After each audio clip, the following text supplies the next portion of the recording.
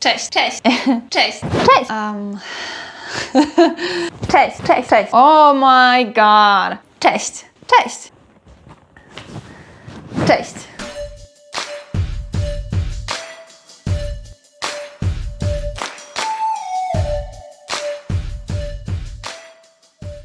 Today's episode will be revolving around the places where coffee trees are cultivated, different types of coffee trees around the world, and how those two subjects are interconnected. What has one to do with the other, and also what does it mean when it comes to flavor and the quality of coffee. Perhaps you've already heard me saying it. There are around 80 countries producing the coffee. It all originated in Africa, exactly in the area where today Ethiopia is based. That's what the legend about goat herder accidentally feeding his goats with coffee beans says. That event is dated somewhere around 9th century. More scientific evidences of coffee growing and being cultivated in Ethiopia first are dated on around 13th century. Although it took a few more centuries for coffee to be cultivated on a larger scale, that started to happen in around 16th century in the Arabian Peninsula. Over the centuries, the demand for coffee was increasing more and more, and that naturally resulted in more countries growing the coffee. That resulted in coffee being the most widely consumed beverage in the world. The biggest producers of coffee today are Brazil, Vietnam, Colombia, and Indonesia. Yes, there is much more statistics on that matter, and I could easily throw more of the data at you, but me pronouncing the names of random countries in Polish accent isn't really nothing too interesting. That's also very easy to find on the internet, so let's focus more on the fact that you could potentially taste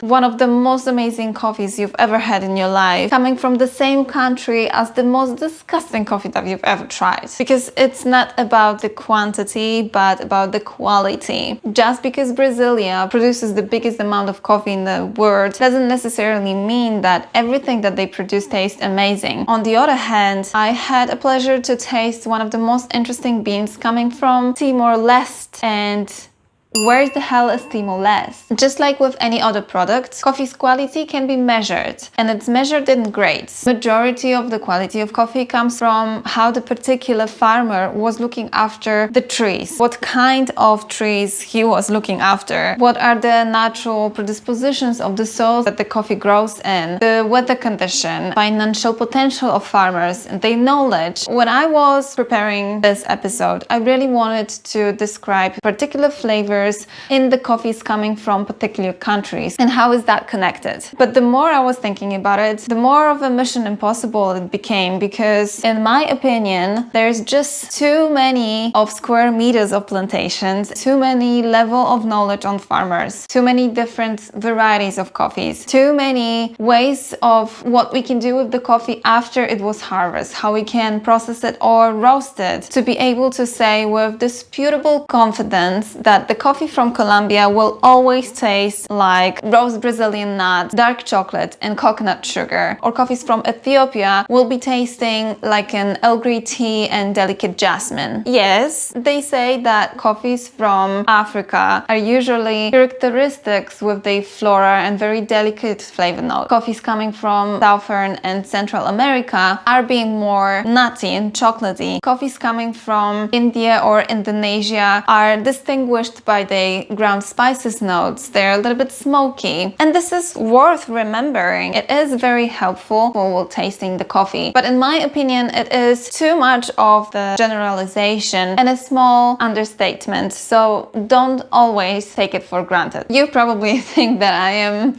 exaggerating a little bit, that it's impossible to taste all the flavors. Well, yes, it is possible. I'm not exaggerating. All those flavors are in the coffee without adding any oils to it. This is so-called coffee flavor wheel. And it identifies over 100 different flavors and aroma found in coffee. The chart was invented by Specialty Coffee Association collaborating with World Coffee Research, so a panel of coffee professionals with extremely good sensory skills. But for someone who is just starting their journey with coffee, it might be very difficult to pick very precise note of whatever you have in your cup. It takes a lot of practice, a lot of time, and a lot of coffee in your mouth to be able to describe exactly what you taste. My recommendation of what you can try doing is to recognize sweetness, acidity, and bitterness in the coffee first. Give yourself a favor and buy 3 different bags of beans. Different brands. One might be from the supermarket. Perhaps you would be interested in tasting 2 specialty coffees. I recommend it because the difference will be way more pronounced. Brew the coffee.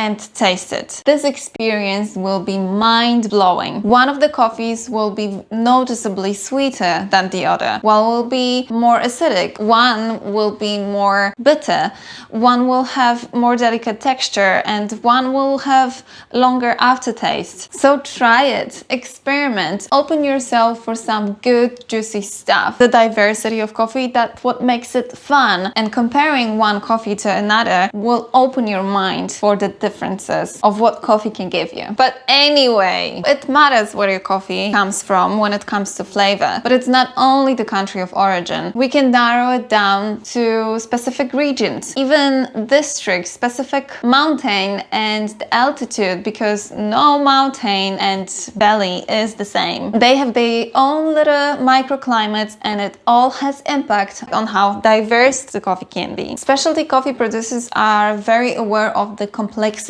of that matter. They like to provide their customers with the best experience possible. They know that farmers, their approach and their capabilities play a big role in the process of preparing the coffee. So quite often on specialty coffee bags, you will find not only the name of the country, the name of the region or district, but also the name of the owner of the plantation. They do it in the light of traceability. They have no problem saying where exactly they bought their coffee from and who exactly was growing the coffee, because they know that it is worth the money that you paid for it. That way they also let you know that there are real people behind the bag of coffee that you bought, and those people work really hard to provide you with the product that stands out among the other lower quality coffees. Something that you don't have to add sugar to because it is sweet enough on its own. Commodity coffee Commodity coffee producers don't do that. It's the quantity that matters to them, not the quality. They are happy with lower grades coffees because later on they roast it in a way that it all tastes same, and it is bitter and it might taste a little bit rubbery, and that are also the flavors that you can find on the coffee flavors wheel. But is it something that you really want to have in your cup? It doesn't have to be. Right, so the country, the region, the farmers, everything, but how does it intertwine with the types of coffees? As I said that it does. This question brings us to species of coffee. As I mentioned in the previous episode, there are 124 known to science species of coffee. Although only 2 of all of the species are cultivated in the larger scales, and perhaps you came across the name of them, we're talking Arabica and Robusta. There are some major differences between these 2. Arabica is known for its more delicate, sweet and fruity notes, such as peanut butter, chocolate, caramel, boysenberries, pineapple, strawberry, mango, orange, apple, pretty much all the fruits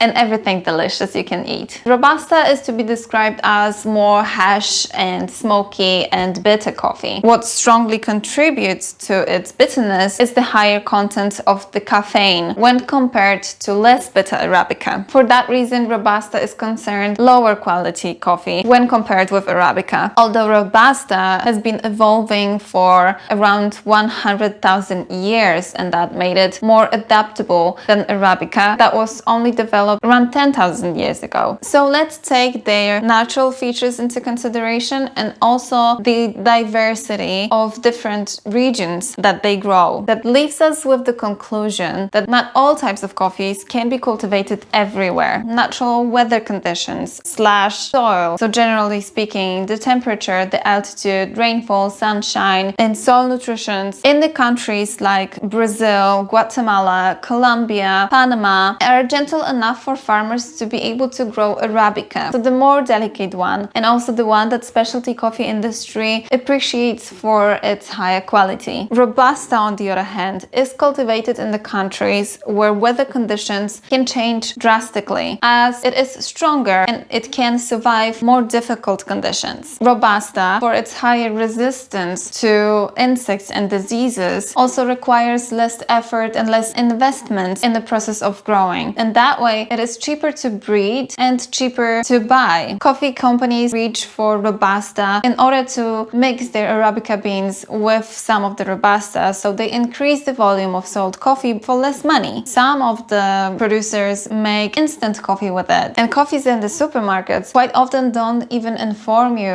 of the ratio between Robusta and Arabica beans in the bags. So you never know how much Robusta you're buying, and that might be actually overwhelmingly big amount of Robusta beans, and it's not too nice. Today, Robusta covers around 40% of total coffee production. The biggest producer of Robusta is Vietnam. Yes, that is the second largest producer of coffee in the world. When it comes to taste, like I said, not too nice. I wouldn't really recommend drinking pure Robusta from unknown source. But just because the bag of beans that you bought says that there is 100% Arabica beans in it, it doesn't automatically mean that the coffee will be great, because you now know that you need more information than this, that you need to have some traceability to it. There's more to it. So much more. For last few years, seeing how big impact climate change has on coffee production in general, but especially on Arabica coffee production, how many coffee plants were lost and how the yields were decreasing year after year, there have been many projects taking places around the world to use Robusta's potential of breeding very well and helping in achieving the same results when it comes to quality of coffee as Arabica does. There are farmers hoping to develop Robusta's quality out there. Specialty coffee industry turn its interest into it, saying it as a big potential of saving the coffee and making breeding more sustainable. But what is also worth mentioning here, all of the species have their own varieties, so the types of the types. Just like not all the species can be cultivated in every country, not all the varieties can be cultivated in the same country or in the same region, even altitude.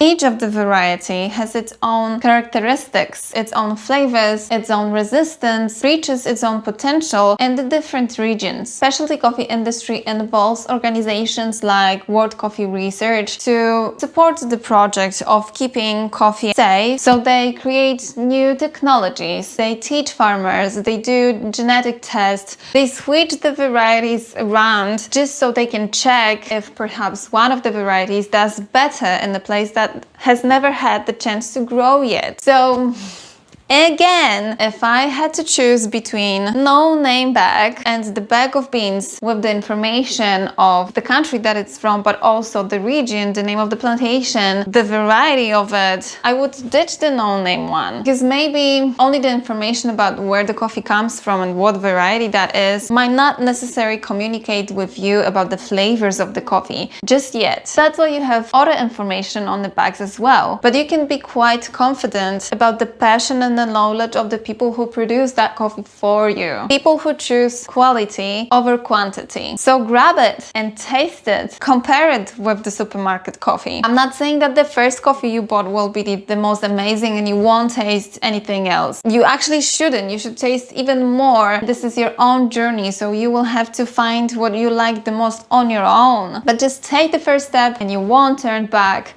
Peace and coffee.